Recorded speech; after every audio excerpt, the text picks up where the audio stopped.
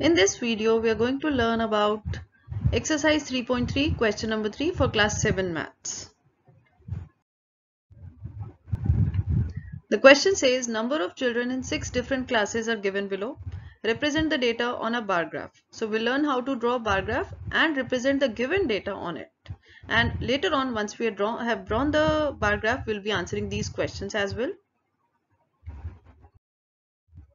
Now the first step is, in the first case, first of all, we draw the x-axis and the y-axis and mark the categories as well. So categories is simply what are we going to represent on the x-axis and what are we going to represent on the y-axis. So for the given bar graph, we will be representing given data, will be representing class on x-axis and number of children on y-axis.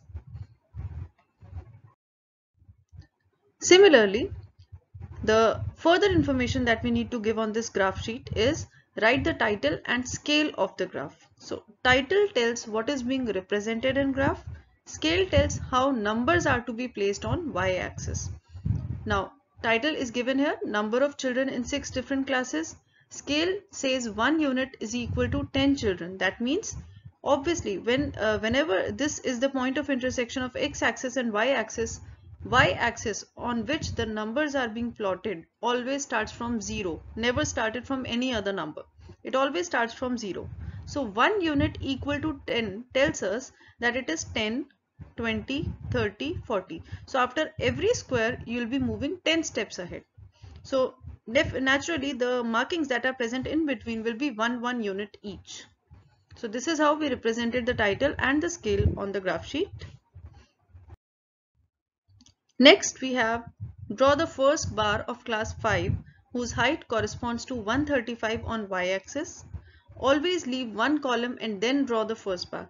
Never join it with the y-axis. So make sure that you are always leaving one column and then you are drawing the bar. So when you draw the bar for class 5, as shown here, we have taken the width of the bar as one column. And 130 is presented here, 140 was here, so 5 markings ahead of 130 we get 135. So the height of the bar corresponds to the marking 135 on the y-axis.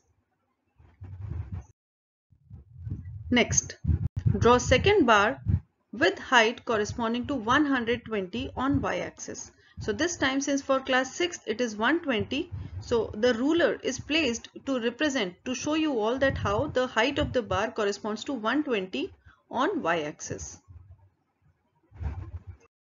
Next, draw third bar with height corresponding to 95. So 95 lies exactly between 90 and 100, or we can say it is fifth marking ahead of 90. That's for class 7. Fourth bar with height 100 on y-axis. So we have 100 over here. 100 is exactly visible on the y-axis, so we can simply place it.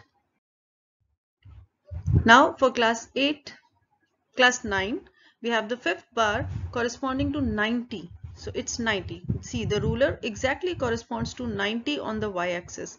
So the height of the bar is 90. And lastly, we have the last bar which corresponds to 80 on the y-axis.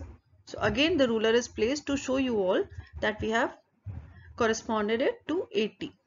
So this is how the height of the bars are decided, and see, between every two bars we have left one column. So always leave one column, then draw one bar, then leave one column, then draw one bar.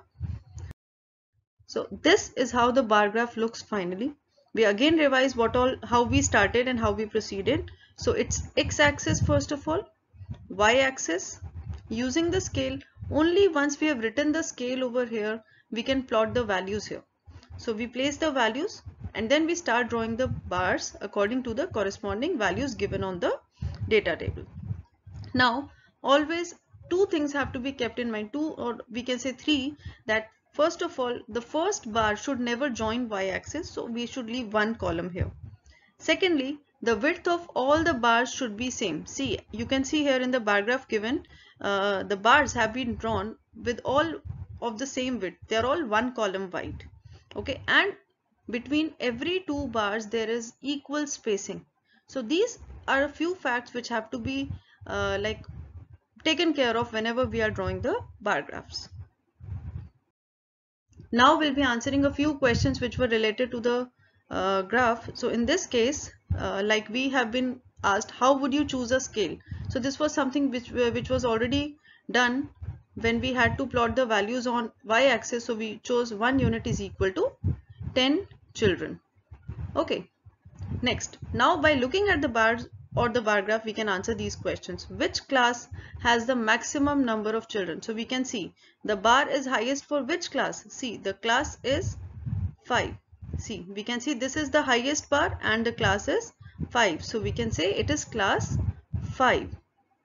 Then for which class is the number of children minimum? So we'll see which bar is the smallest. So the bar is smallest for class 10 here. That means we'll write the answer class 10.